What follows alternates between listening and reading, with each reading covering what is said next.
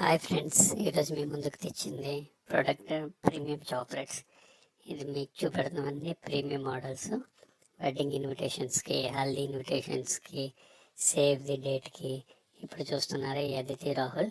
ఇది ముహూర్తం టైంతో పాటు వేసి దాని కింద చాక్లెట్ ఉంటుంది. 3D type model. ఇది చాలా ట్రెండింగ్గా ఉంది. ఇది చాలా అట్రాక్టివ్ ఉంటుంది.